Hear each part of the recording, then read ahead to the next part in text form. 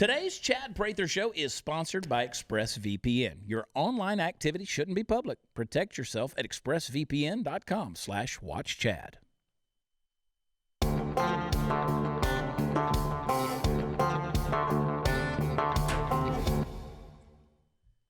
What day is it? Where am I? Who am I? I don't know where I am. What is this? Hey, it's party time, Mom. Welcome to another episode of the Joe Biden Show. Just happy to be here with everybody. Come over here. Let me smell your hair. It smells good. Come on. I'm so excited. Joe Biden's the next president of the United States. And just like that, our viewership went boo and crashed on the island like a new episode of Lost, which is where we live.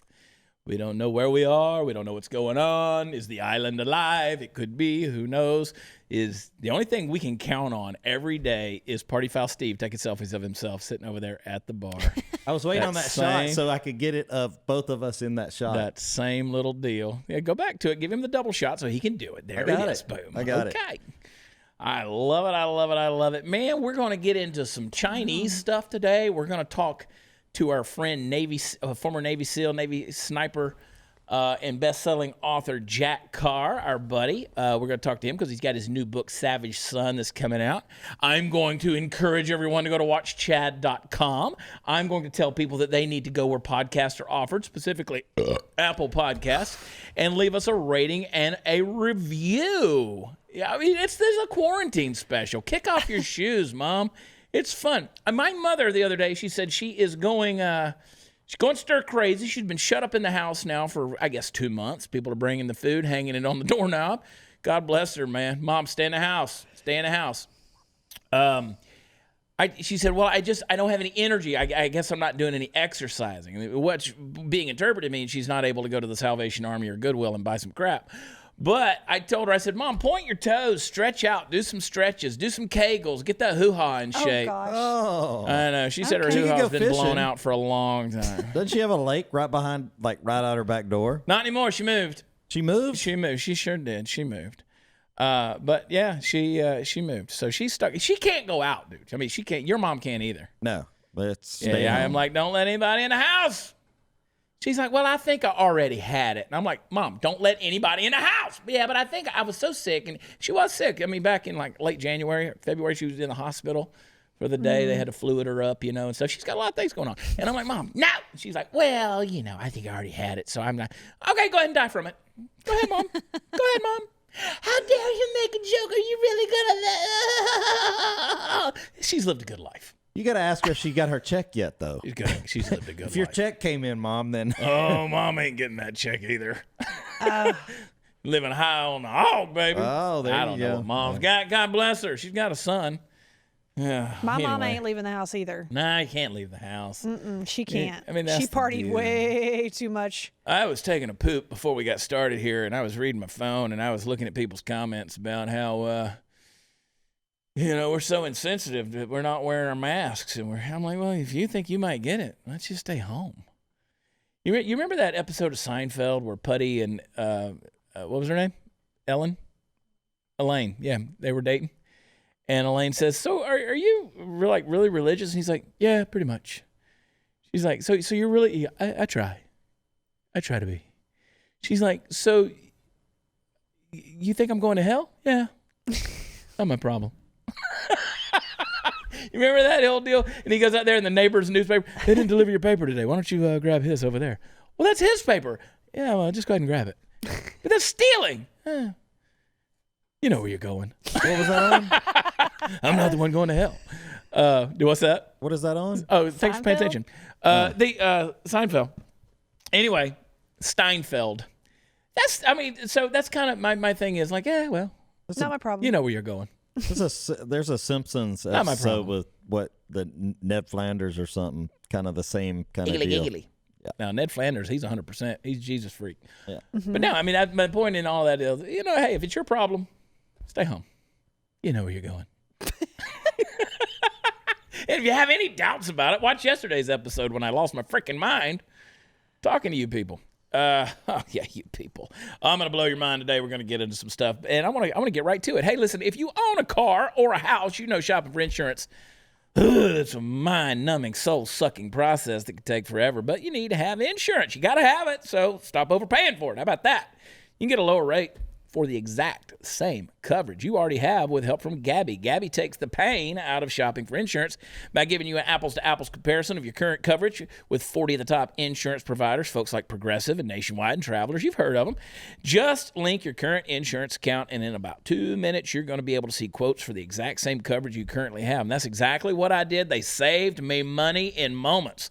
Log in. I used my current insurance provider, and within seconds, Gabby found a dozen competing prices. Their customers save $825 per year on average, and if they can't find you savings like they did for me, they're going to let you know so you can relax knowing you already have the best rate that's out there. Gabby is free to use. They'll never sell your info. You don't have to worry about spam or robocalls. Just takes 2 minutes of your time.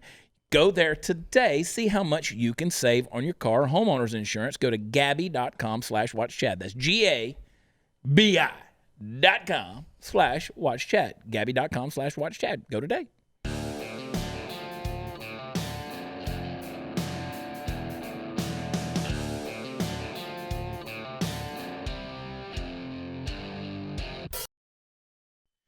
Hey guys, welcome back. I'm excited. I'm really excited. One of the most exciting things that happened to me in the last 6 weeks as I walked into the dressing room here at the Blaze Studios, and waiting for me was a brand new copy of Savage Son, which has been available since the 14th now, yesterday, 2 days ago, actually. And Jack Carr, our good buddy, he's been in studio with us before, but we're under a plague warning, I guess, right now. And so he's coming to us from his beautiful mountain home in Utah. How are you, Jack? What's up, buddy? How are you? Thanks for having me, man. I know. I wish we could do this in person.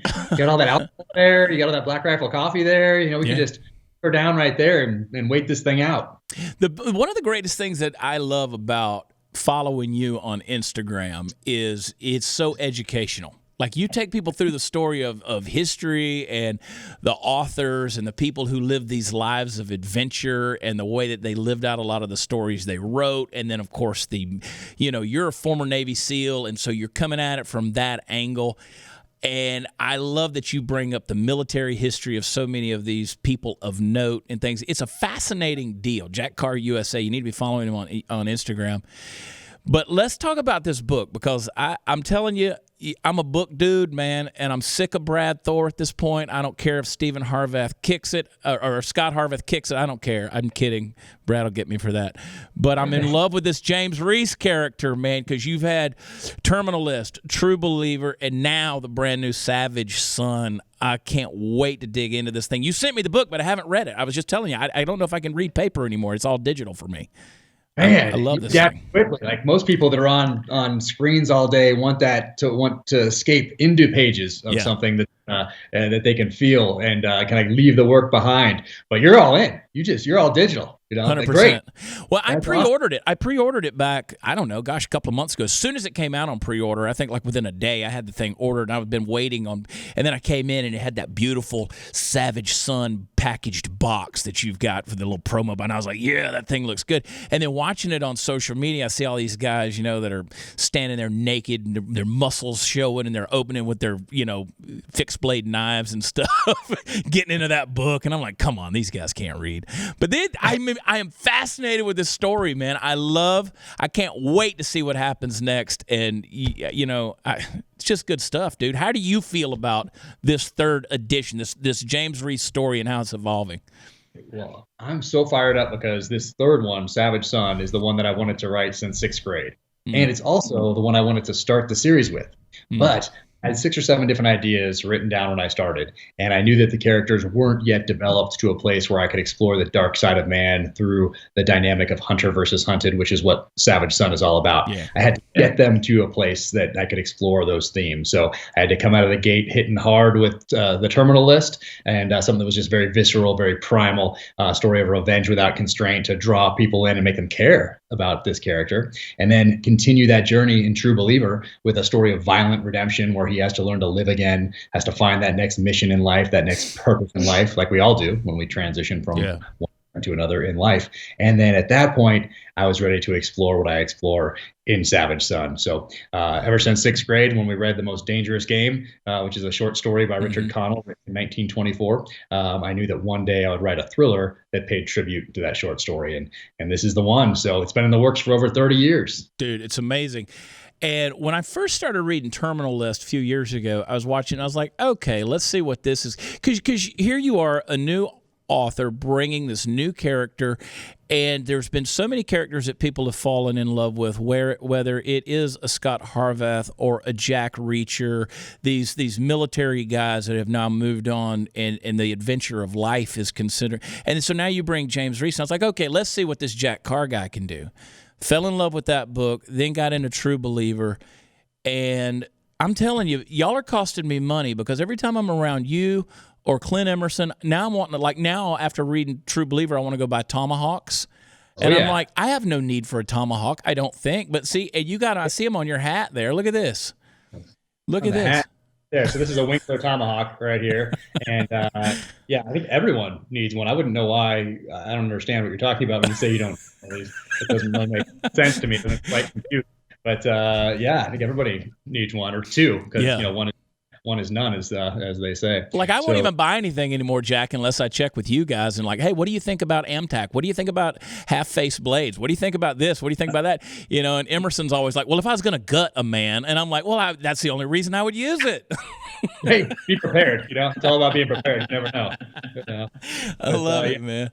The gear guides, and I've been a gear person since I was a little kid. For whatever reason, I was gravitated towards things that would make me more effective, more efficient. Even as a young person going into the backcountry or whatever else, I just wanted gear that that could support what I was doing, and that would allow me to go further and faster. And then in the military, of course, especially in special operations, I got to go even deeper into that and make sure my guys had the best gear possible going down range. So it's just a normal thing for me to do, is incorporate that into my personal life, and then also into the pages of the novels. So I have these gear guides that go up that people can click on and see what the background of the gear that's in the book, or something that I use in real life. And I usually have a tie to the companies or the people that developed it, or I used it myself downrange, or whatever it is. There's a story behind each and every piece of gear used. And on the weapon side of the house, I like firearms in the books to be almost characters. And Stephen does a great job with that in Point of Impact and the Bob Lee Swagger series. But if I see somebody, like at a range or wherever else, I can tell a lot about them by what they're carrying, what kind of holster they're using, what kind of belt they're using, it's just you read them and it tells you a story. And so I use that sort of thing in the novels as well, particularly backgrounds on certain weapons. So they're characters, kind of like cars in TV shows in the 80s. Yeah, no, I'm the same way. And the last time we were in near proximity to each other, we were in Las Vegas. We were at SHOT Show. We didn't see each other at SHOT Show because we were both busy and going our own directions. But I did see Clint, and he was like, well, you know, I've never really been a gun guy. I'm more of a blade guy. And I'm like, I've never heard a man say that, which scares the shit out of me when I think about Clint Emerson now. But, you know, I love the fact that you put out the list of, because you've done this, and you put out the list of all of the weapons that are used and the gear that's being used, and you list those things, and people can look them up and things. And that promo box that the book has come in, you've got them on the box. It's cool. But that's the beauty of when I'm reading something digital and you put something out there, I'll highlight it, and I can hit look up, and it'll take me right there on the World Wide Web, and I can find this stuff. That's why I say you guys are costing me money. Nice. No, I get it. Yeah, there should be a direct link from the book that take you directly without you having to copy and paste. Yeah. That might be the step where you just go immediately and it takes you to the site, and then your credit card's already in there, and bam, Winkler Tomahawk headed your way. Are you? How excited though? I mean, because you know, from former Navy SEAL, Navy sniper, best-selling author. How does that title fit with you? Has that sunk in yet? Well, I mean, it's always the path that I wanted to take from when I was a little kid, reading people like David Morrell, Nelson DeMille, Tom Clancy, J.C. Pollock, A.J. Quinnell, these guys that had protagonists with backgrounds I wanted in real life.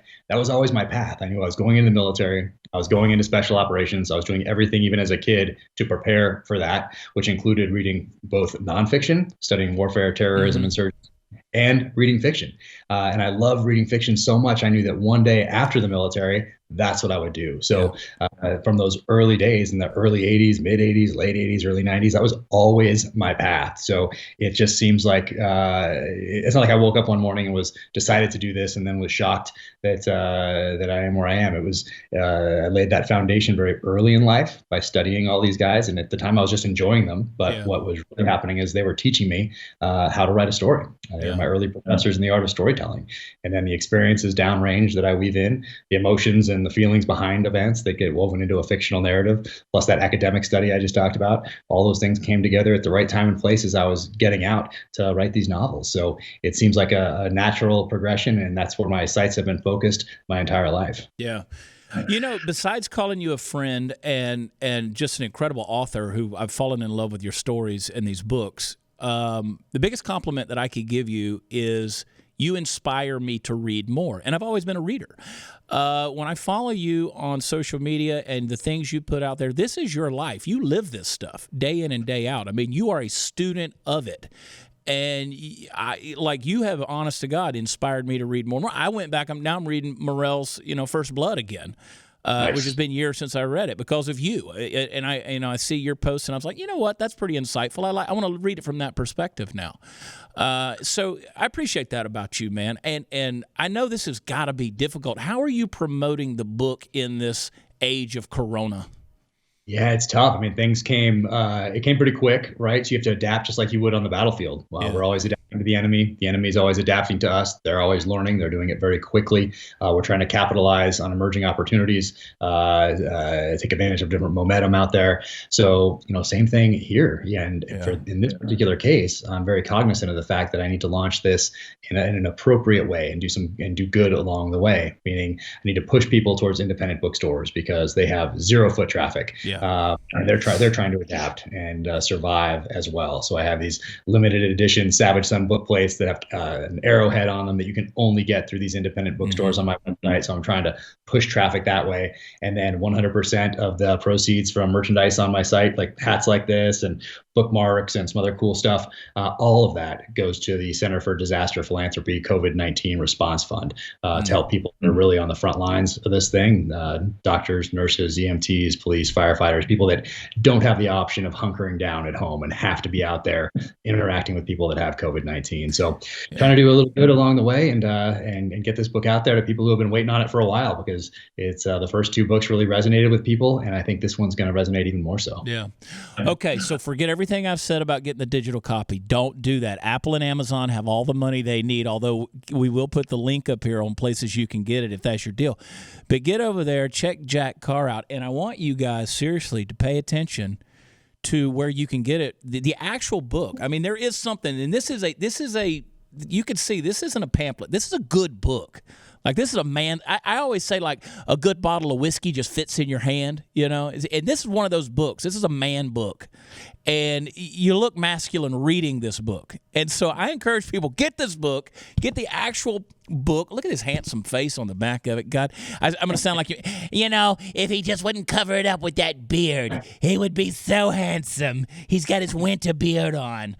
But this is a good book, man. And I can't wait. I start tonight digging into this thing, and so I'm excited about it. It's almost been like a kid waiting for Christmas. That's not BS. That is 100%. I'm addicted to this character. I'm addicted to these books, and I love me some Jack Carr. Oh man, I love hearing that. Thank you so much. And as soon as this big media push is over, I'm diving right back into book 4, which really it had uses. I was studying infectious diseases and the weaponization of infectious diseases before COVID-19 hit. So I was hypersensitive when all this stuff came out. Studying bioweapons programs from the Japanese in World War II, the Soviets post World War II, and us past World War II as well. So I was studying all that stuff, and the next one really delves into the ethics, morality, and legality behind targeted assassinations. So I'm super excited to get that one out there too. But that's a year off. What's the primary website you're sending people to right now? officialjackcarr.com. And that is Carr with 2 R's. CARR. That's the one. Yeah. Yep. Really cool stuff up there. You can deep dive into the weapons and gear. And then a bunch of the companies that I've worked with in the past and the SEAL teams and continue to use today have come together to help launch this thing, knowing that there's no book tour and it's a very difficult time to launch a book. So they've got prize packages like SIG P365s, and there's all sorts of Black Rifle Coffee stuff out there. So they've got, it was amazing to see them all step up and do this for me. It was just incredible. So people can go there and check all of that stuff out. Awesome. Jack, thanks, buddy. I hope to see you soon. officialjackcarr.com. Go get it. The book is Savage Son. It's 3rd in the series. Start all over. Read them all. Get them all. Hey, Jack, thanks for coming on, buddy. We'll see you soon. Take care, man. You too. Take care. Stay safe. Thanks, brother.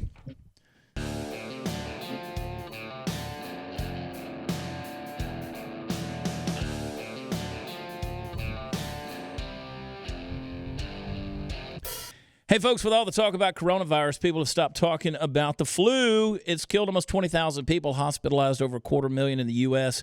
The season isn't even over. Still going strong. It's unfortunate. One of the best ways you can avoid getting sick is a healthy immune system, which is why I fortify my body. Look at this beautiful body every day with Field of Greens by Brickhouse Nutrition. Just one scoop of gives you a full serving of real USDA certified organic fruits and vegetables, which boosts energy and supports a healthy immune system. And you know what? Doctors agree. A diet of fruits and vegetables can reduce your risk of heart disease. Plus, Field of Greens is prebiotic, probiotic, and a great source of vitamins, fiber, and other nutrients. You know you need it. Come on, guys. Just put 1 scoop in a glass of water. Tastes great. Stir it up. You're done. You can save 15% right now off of your first order with offer code CHAD at brickhousechad.com. Brickhousechad.com. Subscribe today. You get an extra 10% off every single month. It's virus season, folks. Boost your immune system. Turn it into a brick house with Field of Greens. Brickhousechad.com. That's brickhousechad.com. Go there today.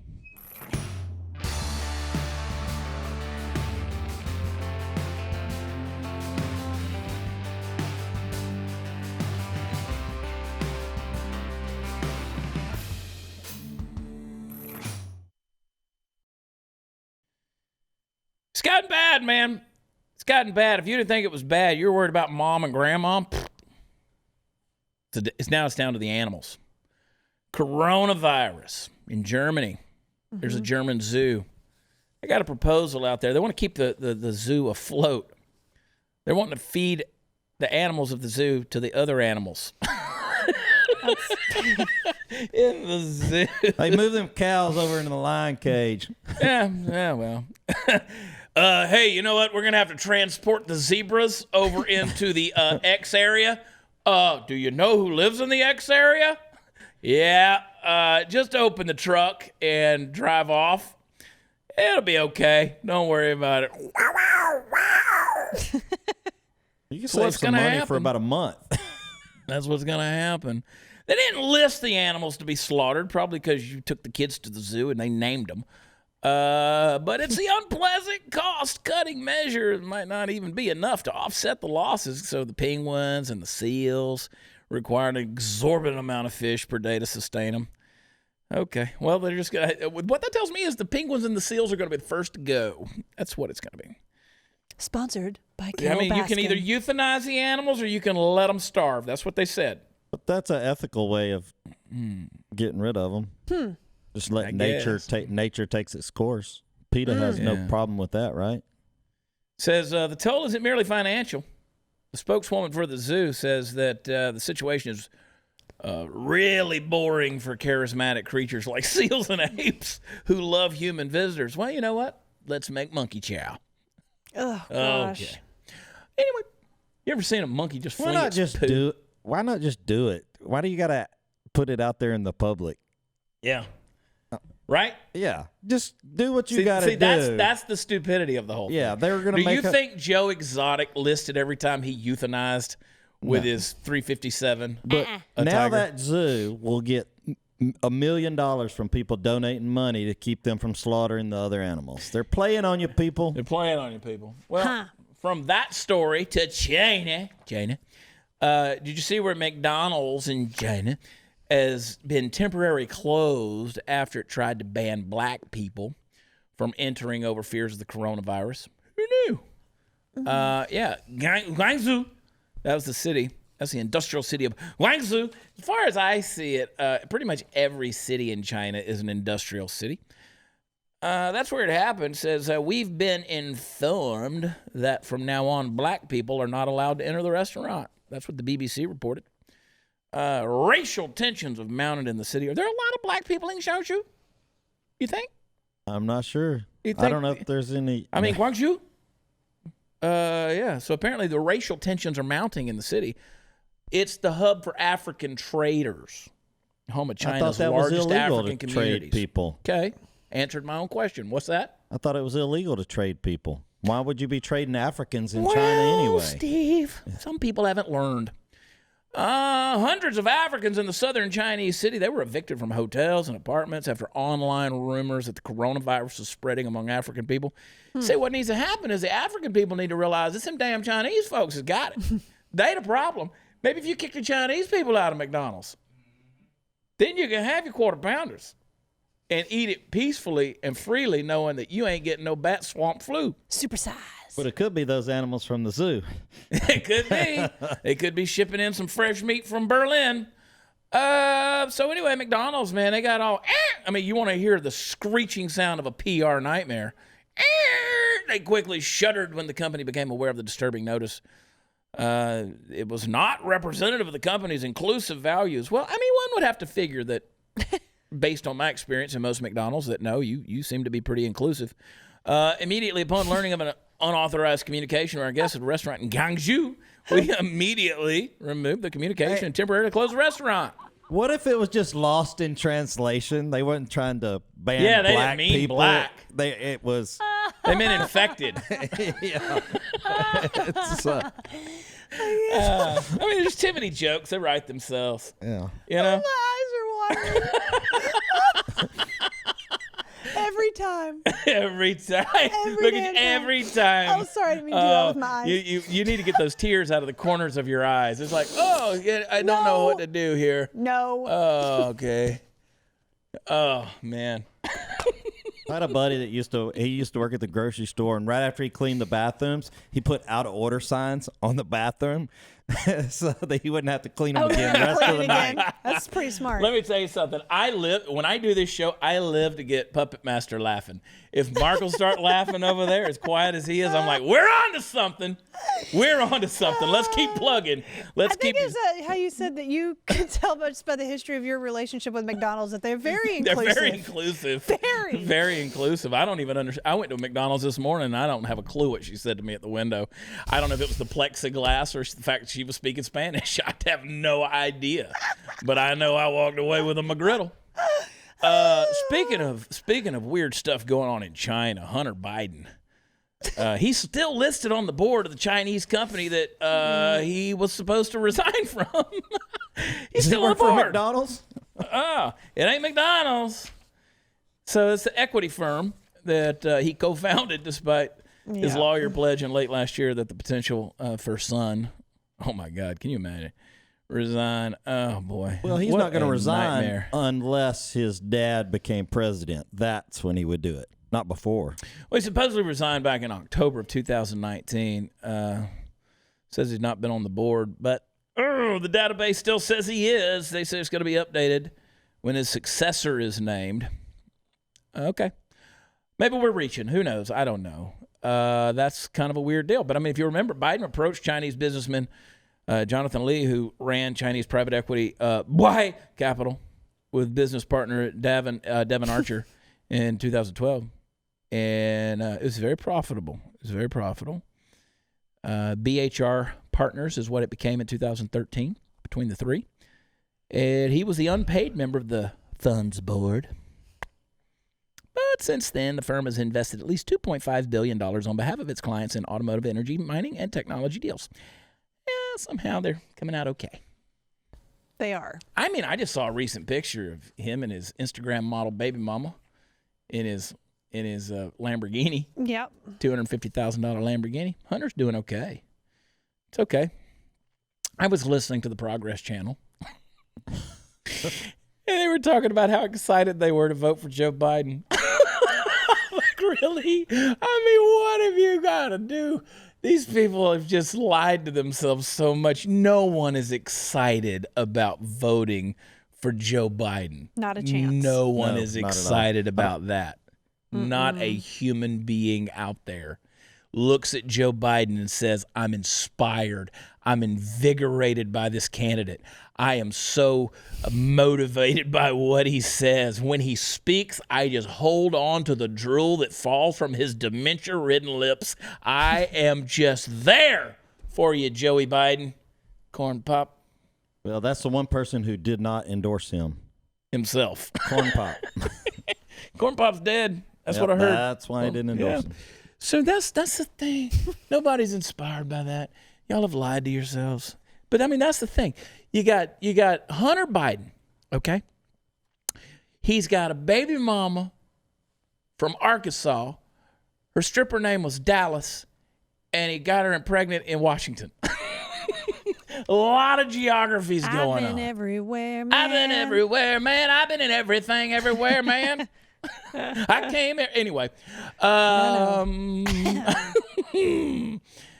It's just ludicrous, Candace. That's Hunter Biden, though. That's There his he song. is. I came everywhere, man. I came everywhere. Like Silly String. Have you watched the Happy Time Murders?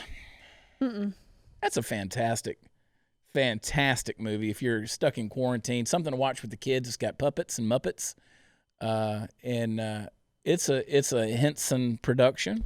It's like a next level Henson. I forget what they call their production. Happy Time Murders. Does not sound like a children's. It does. Phil Doesn't. Phillips. Phil Phillips. That's the character's name. He's a former police officer. He solves a murder, and you should watch that with the kids. The Happy Time Murders. I don't believe you.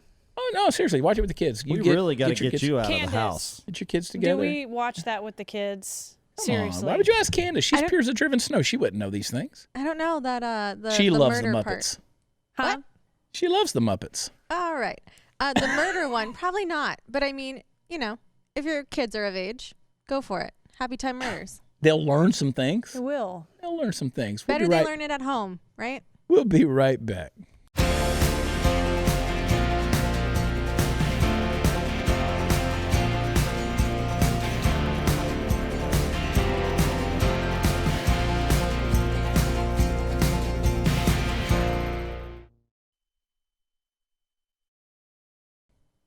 Hey. No. Hi, everybody. Nope. How's everybody doing? Hi, kids. How's everybody doing? How's everybody doing out Not there a today? chance. Y'all hanging out? Rocking and rolling, you wild kids, you cool cats and kittens? Steve, when you are going through your phone, you and I spend a lot of time on our phone. Yes. What do you look for? You just kind of like mindlessly look. Are you actually searching for something, or are you just seeing what's up? No, most of the time I'm looking for particular things. Do you see how Steve tries to sound strategic? Because I don't know where you're going I'm with just this. looking like, for- I I'm was looking gonna for say things. Porn. I was going to say porn right off the I'm bat. looking That's for what everybody things. expected. So Right. They have a that's new not true. they have a new word out apparently. It's called doom scrolling. Trendy new phrase. Things like quarantine and Zoom bombing. Those are new words. I love Zoom, by the way. You do? Yeah. It's a fascinating way to stay connected. Yeah. We've been doing some songwriting sessions with some folks in Nashville and other parts of the country, and it's like, this works. You haven't zoomed me at all. It's pretty cool. You're right there. Oh. Like, look at the screen right there. Technically, it seems like we're on Zoom right now. Oh, okay. Is that how it works? You're like just looking at. So How do you know when it's your turn to talk? Because I've seen like 12 people. when you on start talking, it takes over. Your screen comes to the forefront in the center. So you have to be pretty strategic with there. So it. it's automatic. It does that. Let's talk about Zoom scrolling, doom scrolling, doom Doom scrolling. scrolling. So apparently that's the whole deal. Is people are looking, trying to see what they can find that's gonna kill them. So people That are, can't be healthy. yeah. So people are trying to find positive things like, I'm grateful for baby naps and exercise and fresh air. Let's stop all the doom scrolling. Did you see the picture that Sarah Gonzalez, host of the News and Why It Matters right here on Blaze TV, put out? She put her picture out where she said she was ready to go to work. She was wearing a dress. and it was a short skirt. She had her little shoes on, her cute little Her homeschool shoes. tinnies. And she posted a little deal. She was showing off her shoes. And she said, dressed to be a homeschool mom and all this stuff. And people jumped her ass. What? They jumped her ass. I mean, you talk about doom scrolling. They jumped her ass. They were like, you obviously don't need to be around kids if that's how you're going to dress to teach. Oh, my gosh. She's teaching her own child, the one that suckled at her breast. I mean, put on a bra before you go and type hate on somebody else's wall. I mean, I'm like, you know what? I commented on this one person, and I said, what saves money on the cafeteria? Because she can just plop a boob out at any time and feed, right? I mean, she's like, too much cleavage. I hope you don't bend over in front of children. Do your kids look at you that way? No. Like are they playing Van Halen's "Hot for Teacher"? No. Whenever you come in the room? No. I was thinking about going back to school if one of them would be my homeschool teacher. I got it made. I'm hot for teacher. Mm-hmm. I got it made, sorry. I'm hot for teacher. I wonder what the teacher's gonna look like this year, man. Oh, wow. That might get us copyrighted. I don't know. I don't think I sound that much like David Lee Roth, but people are stupid. That's so, I mean, dumb. they're trying to find something. But, I mean, several people, and then people love to attack Sarah anyway because Sarah, Mexican. She probably can't eat at McDonald's in China, in Guangzhou. No, she got banned. Yeah. It depends on how much self-tanner she's using at any That's given true. time, But I am thinking to myself, people are really doom scrolling. They want to find something wrong. They do. So stop it. That's got to be that really will send you into a but think depression. about, so you There's have no people. way. Okay. Let's unpack that for a second psychologically. We're being silly today, but I'm going to be serious too, right? Because this is a Thursday episode. We're just chilling. It's kind of the man cave episode every Thursday, right? Yeah. Just chilling. Chill. My thing is, you already had people who were losing their friggin' minds and needing safe spaces because they saw the name Trump in chalk on a sidewalk on a college campus, right? They needed something to go hug and something like a balloon, and they needed some glitter, and they needed to color in crayon, coloring books, and they needed, a soft puppy to pet. They needed all this crap. And now all of a sudden, you're told that not only is there global climate change, but there's a global pandemic that's guaranteed to kill you dead, where your lungs are just going to turn to goo and you're going to, suffocate. And also, Joe Biden's going to be your next president. People are losing they're losing it. Mm-hmm. They don't know how to deal with this kind of crisis. So people are losing sleep. They're doing telecounseling. Well, they're nuts. I mean, look, there's real reasons for counseling. Your panic ain't really it. Sure. Right? I don't. I mean, It's people fake. don't have the it's- psychological fortitude, the mental fortitude to deal with any of this stuff. Don't you think some of that fake panic and fake outrage that they have, that's the way they express? You think it's There real? is that, but I go back to what I keep saying every day. It's life worship. It's life worship. They were panicking when times were good. Yeah. And now The guy down on the corner lost his job, okay? 3 days later, he had his a trailer and a lawnmower, and now he has a yard service. Yeah. He says, I may not go back to my regular job. Mm-hmm. And, but, Amen. I mean, he went into, survival mode like that. He's not at home tweeting and crying and whining. he's figuring it out. Yeah. Yeah. I mean, I know everybody thinks that we're just sitting in some kind of lap of luxury and we still work. Yep. We don't go out on the road. We can't. But I'm ready. I'm ready to go back out on the road. I'm ready to go do it. That's our bread and butter, being out doing shows. That's the deal. You got to have that entrepreneurial spirit. And that's exactly what we've done in these days is we've tried to figure out, okay, we can't do that. Let's go do something else. There we are. Was yet another reason why I'm so happy that Trump is in office, because he has an entrepreneurial spirit and he's going to figure it out when it comes to business. He's business minded, right? I mean, that's kind of all he is to me, just hard-headed, business-minded narcissist. Love it. Love it. What's not to love? He speaks our language. Yes. He speaks our language. Make money. All of our self-love. But that's the problem is self-love. We love ourselves to death. I mean, it's crazy. I mean, I told you yesterday, you're going to die. I don't want you to. I don't really particularly feel fond about the idea of doing it myself, but at some point in time, you ever lay awake there at night sometime and you're like, and trust me, the older you get, you're laying there and you're like, one of these days, I will die. How's it going to happen? Yeah. One of these days, I will no longer be alive. Right? I hope I'm right about Jesus. I hope he's going to have mercy. Like, I hope I wasn't wrong. Like, I love you, Lord. We know what the Bible says. Yeah. I mean, I hope I'm right. But you get it? I mean, we don't know. No, we don't know. There's no authoritative voice out there that says this is what's going to be. Right. But you're going to be there. Maybe it's like going into surgery. You don't remember any of it. Just that's it. A little verse in. Boom. Yeah. There it is. That's morbid, isn't it? Aren't you glad you tuned into comedy, craziness, and common sense? Oh, I'm just tired of it. Do you think that's the deal. Like, stop worshiping yourself. Do you think it's Trump's fault that the black people were banned from the McDonald's in China? I believe it was. I mean, that is the logical conclusion. It is the logical conclusion. I mean, that's what it comes down to is now because Trump is so enamored with the Chinese. He's such good friends with Xi Jinping that's the deal. He has influenced the Chinese people to now hate black people. Okay. That's the deal. Well, He's arrogant, entitled Chinese.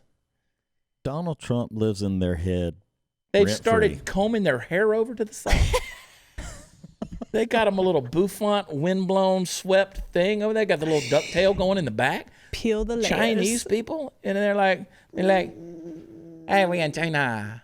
It's a virus. He was in China. You're not coming, my McDonald's. Hey, you coming, my McDonald's? They're in the American flag plant, and they're making American flags. Nike shoes. You're not coming, my Nike shoes. No McGriddle for you. No McGriddle. We come right back.